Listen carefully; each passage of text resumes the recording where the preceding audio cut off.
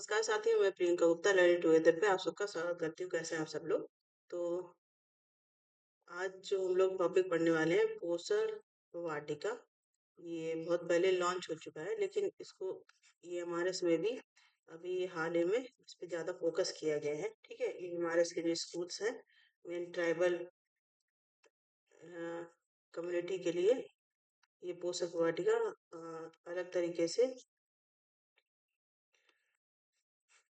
इसमें क्या क्या फायदे हो सकते हैं, सारी चीजें बताई गई हैं और उसकी शुरुआत की गई है एकलव्य मॉडल रेजिडेंशियल स्कूल से। ठीक है, तो सबसे पहले तो जान लेते हैं कि आखिर क्या है। एक तो आपका पोषण स्कीम आई थी, उसके बाद पोषण 2.0 आए थे, सबके बारे में हम लोग देखेंगे यहाँ पे। और वैसे भी ये आपके एग्जाम के लिए काफी इम्पोर्टेंट हो जाती है, क्योंकि ये बच्चों से संबंधित है। ठीक है, तो पोषण वितरण और परिणामों को मजबूत करने के लिए महिला और बाल विकास मंत्रालय के तहत एक अम्ब्रेला योजना पोषण 2.0 शुरू की गई थी। ठीक है, और 2.0 से भी पहले एक और शुरू की गई थी, केवल पोषण। उसके बारे में भी अभी हम लोग देखेंगे। तो इसे केंद्रीय बजट 2021-22 में पूरक पोषण कार्यक्रमों और पोषण अभियान को मिलाकर पेश किया गया था। ठीक है, जितने भी पोषण मतलब न्यूट्रिशन से संबंधित जितने भी प्रोग्राम है, उन सबको मिला के एक अभियान शुरू किया था, पोषण अभियान। ठीक है, और पोषण अभियान के हाइलाइट्स क्या है इसके बारे में देखेंगे। तो एक तो आपका पोषण आया, इसको आपको अच्छे से समझना है। तो पोषण आया 8 मार्च 2018 को। ठीक है, 8 मार्च 2018 को। इसके बाद आपका 2.0 आया, ये 2021-22 में आया। ये इसी स्कूल को आगे बढ़ाया गया। तो शुरुआत मेनली कहाँ से अगर हुई पूछी जाए, तो ये 8 मार्च 2018 को अंतर्राष्ट्रीय महिला दिवस पे शुरू किया गया था। इसके क्या क्या लक्ष्य थे? स्टनिंग, अल्पोषण, अनीमिया और जन्म के समय वजन को सालाना कम करें। ठीक है, मतलब जो अनीमिया से संबंधित शिकायतें थी, या फिर अंडर न्यूट्रिशन से संबंधित चीजें थी, और वजन बच्चों का जो कम होता था उन सब से रिलेटेड। तो स्टनिंग हो गया 2%, अल्पोषण 2%, अनीमिया के 3%, जन्म के समय कम वजन 2%। इस प्रकार से कुल बच्चे देखे गए थे। ठीक है, और वर्ष 2022 तक बच्चों को 0 से 6 वर्ष में स्टनिंग को 38.4 से घटाकर 25% कर दिया गया। मतलब पहले ये रेशियो ज्यादा हुआ करता था। ये एक तरीके से माल न्यूट्रिशन की शिकायतें होती है, उसकी वजह से जो बीमारियां होती हैं उनकी बात हो रही है यहाँ पे। और उसको कितना किया गया? 25%। मतलब पहले 38%, 38.4% हुआ करता था, उसके बाद 25% ही हुआ। पोषण माह की बात करें, जो आपसे क्वेश्चन बहुत ही ज्यादा बार पूछा जाता है सीधे से कि पोषण माह कब मनाया जाता है। तो पोषण माह की बात करें, 2018 से हर साल सितंबर में ये पोषण माह मनाया, मतलब पूरा सितंबर ही पोषण माह के नाम से मनाया जाता है। तो ये इम्पोर्टेंट हो जाता है पोषण माह के नाम से। तो अभी आपका जो सितंबर 2024 हो चुका है, अगर पूछा जाएगा कि पोषण माह कब मनाया गया, तो आप सिंपली सितंबर महीना दिया होगा, या फिर ईयर भी दे सकता है, तो आपको ये चीज पता होनी चाहिए। ठीक है, इसका फोकस इस पे किस किस चीजों पे किया गया है? प्रसव पूर्व देखभाल, मतलब जब कह सकते हैं कि प्रेगनेंसी के टाइम की देखभाल, और इसके बाद पान, इसके बाद अनीमिया, उसकी देखभाल, इन सब की निगरानी रखी जाएगी पोस्ट इस माह में। इसके बाद लड़कियों की शिक्षा पे ध्यान दिया जाएगा। आहार, शादी की सही उम्र, स्वच्छता, स्वस्थ भोजन, फूड फोर्टिफिकेशन पर जागरूकता, इन सब पे काम किया जाएगा। इसके बाद गतिविधियां, ज्ञान, दृष्टिकोण, व्यवहार परिवर्तन के लिए इन सब का प्रयोग किया जाएगा। तो ये स्कीम आपको समझ में आ गई होगी किस किस के लिए ये मेनली ये स्कीम चलाई गई है। ठीक है, तो यहाँ पे आप अच्छे से समझ सकते हैं। मतलब जब से बच्चा, ऐसे समझ लो, जब से बच्चा माँ के गर्भ में आएगा, ठीक है, तब से ये स्टार्ट हो जाएगा। और उसके बाद लड़की मेन है कि शादी की सही उम्र, यहाँ पे मेन लड़कियों की अगर बात करें तो तब तक स्वच्छता और उनको स्वस्थ खाना मिल रहा है कि नहीं। ठीक, तो इन सब के लिए जागरूकता यहाँ पे फैलाई जाएगी। ठीक है, तो आपको पोषण स्कीम से रिलेटेड चीजें समझ में आ गई होंगी। इसके बाद है सामाजिक और व्यवहार परिवर्तन संचार, जिसको SBCC बोलते हैं अगर इंग्लिश में बात करें तो। Social and behavioural change communication, ठीक, पर ध्यान केंद्रित करना है। इसके बाद पोषक वाटिका गार्डन, ठीक है। जो ईएमआरएस में मेन चीजें रखी गई हैं वो गार्डन, क्योंकि गार्डन से ही शुरुआत हो रही है। वाटिका इसलिए इसको बोला गया वो पोषण वाटिका। इसका उद्देश्य क्या है? मिट्टी के स्वास्थ्य को बनाए रखते हुए घर में उगाई जाने वाली जैविक सब्जी और फलों के माध्यम से पोषण सुनिश्चित किया जाए। मतलब पोषण वाटिका क्यों बनाई गई है? क्योंकि जो भी, जैसे मान लो कि अच्छी सब्जियां खाएंगे, अच्छे फल खाएंगे, घर में ही बना रहे हैं, या फिर जैसे ईएमआरएस में अगर हम बात करें, स्कूल में ही ये सारी चीजें की गई हैं, तो उनसे वही सारे बच्चे चीजें खाएंगे, तो क्या होगा कि अपने आप वो जो पोषक तत्व हैं उन्हें सही से अच्छे से मिलेंगे। क्योंकि मार्केट वगैरह से आपको पता है बहुत सारी उसमें अलग अलग तरह के केमिकल भी देखने को मिलते हैं, सब्जियों में, फलों में। अब आपने देखा है कि हर सीजन में हर चीज प्रोवाइड हो जाती है, वो कैसे हो जाती है? केमिकल की वजह से ही, ठीक है।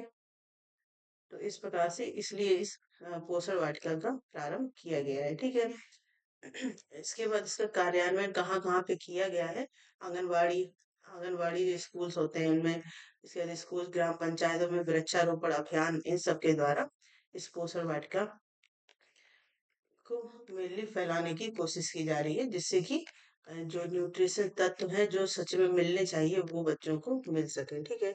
इसके बाद पोषण 2.0 के अगर घटक देखें तो एकीकृत बाल विकास सेवाएं, जो आईसीडीएस होता है, आंगनवाड़ी सेवाएं, किशोरियों के लिए योजना, और राष्ट्रीय शिशु गृह आहार, ये किस में आते हैं? पोषण 2.0 में सारी चीजें ये आते हैं। भारत में कुपोषण की बात करें तो कुपोषण क्यों? क्योंकि पोषण वाटिका या पोषण कोई भी अभियान चलाया जा रहा है, उसका मतलब ये है कि भारत में जो कुपोषण की समस्याएं हैं उनको कम करने के लिए सारी स्कीम्स और अभियान चलाए जाते हैं।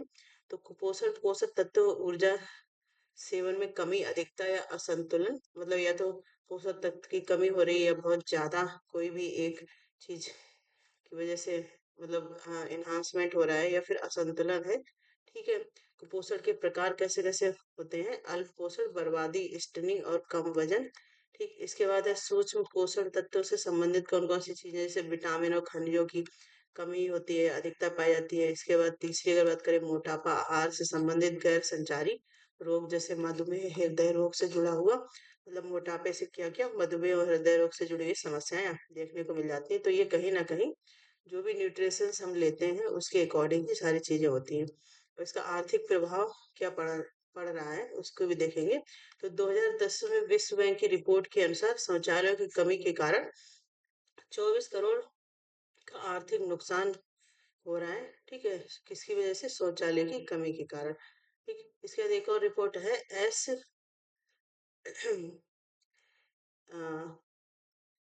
यहाँ पे SHM रिपोर्ट 2018 के हिसाब से अगर देखें, कुपोषण के कारण जीडीपी में 4% की गिरावट देखने को मिली है। तो इस प्रकार से आर्थिक गिरावट भी देखने को मिल रही है। इसके बाद कुपोषण बच्चे वयस्कों के रूप में अपने स्वस्थ साथियों की तुलना में 20% कम कमाते हैं।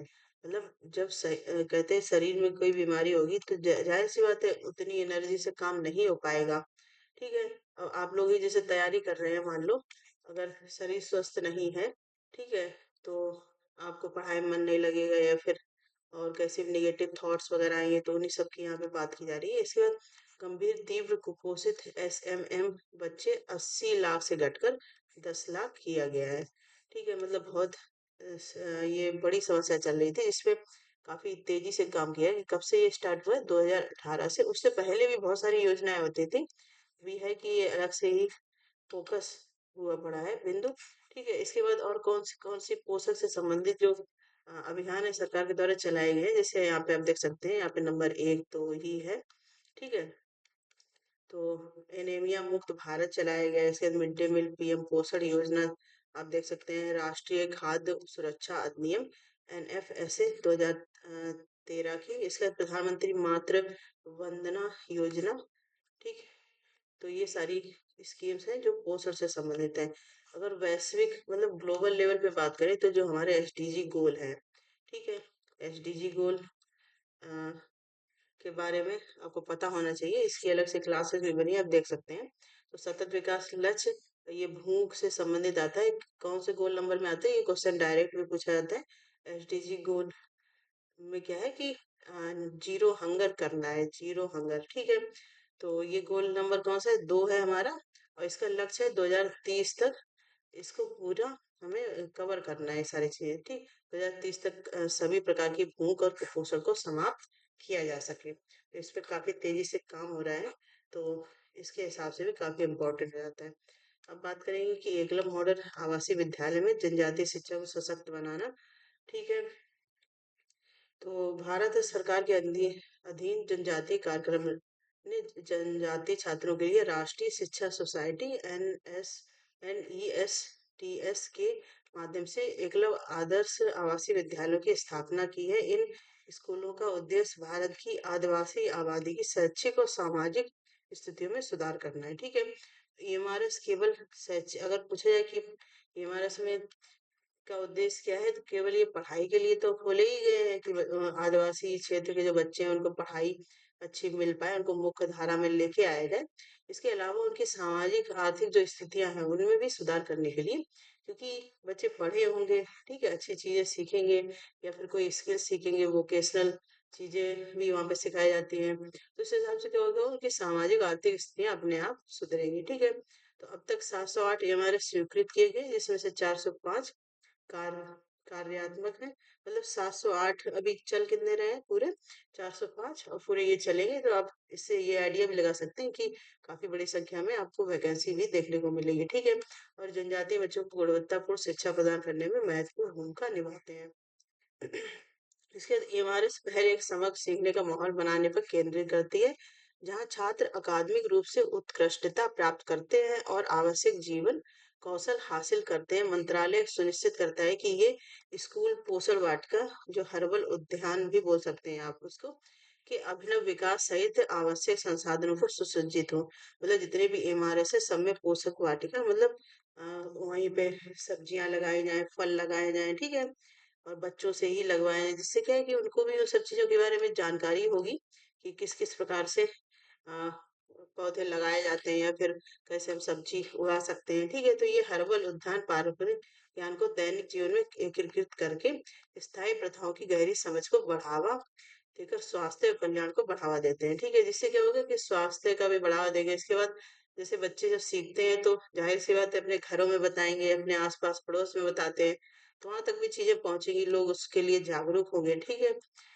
तो इसलिए ये एकलव्य मॉडल एजुकेशन स्कूल में ये पहल चलाई गई है। इसके पोषण वाटिका जैसी पहलों के साथ गुणवत्तापूर्ण शिक्षा के संयोजन से ईएमआरएस न केवल छात्रों को बल्कि बड़े आदिवासी समुदायों, मतलब ईएमआरएस का लक्ष्य ही है कि जो आदिवासी समुदाय हैं उनको भी लाभान्वित किया जाए।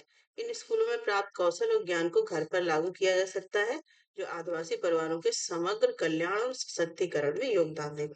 जब बच्चे वहां पे सीखेंगे तो वही मैंने बताया कि घर पे भी वो चीज बताएंगे जाके, और करवाएंगे भी जाके बच्चे, ठीक है। माता पिता से बोलेंगे कि घर में ये सब्जियां उगाओ, घर में ये फल उगाओ, जिससे बीमारियां नहीं होंगी, क्योंकि पोषण वाटिका का क्या लाभ है ये सब भी टीचर्स बताएंगे बच्चों को जब एनवायरनमेंट से संबंधित चीजें आएंगी उसमें सारी चीजें ये बताए जाएंगे, ठीक है। तो आपको समझ में आ गया होगा, तो इम्पोर्टेंट टॉपिक है, पूछा जा सकता है। इतने भी इम्पोर्टेंट टॉपिक है एजुकेशनल, करंट अफेयर से रिलेटेड, उन सबको ही यहाँ पे लाने की कोशिश की जा रही है। और कमेंट सेक्शन में जरूर बताइए कि आपको ये सब सारी क्लासेस कैसे लग रही है। अगर आपको अच्छी लग रही है तो उसको कंटिन्यू किया जाएगा, अदरवाइज कोई भी इम्पोर्टेंट टॉपिक लगता है तो उसको मैं लेके आती रहूंगी, ठीक है। इसके अलावा अगर आप लोगों की कोई अलग से लगता है कि कोई टॉपिक करवा रहे जाना चाहिए, तो वो आप बता सकते हैं। और ज़्यादा ज़्यादा शेयर भी करें, जिन लोगों ने चैनल को सब्सक्राइब नहीं किया करें, तो कोई भी नोटिफिकेशन आता है तो आपको तुरंत उसका लाभ मिल जाए, ठीक है। और इसी प्रकार के अपडेट के लिए बने रहिए। टुगेदर से धन्यवाद।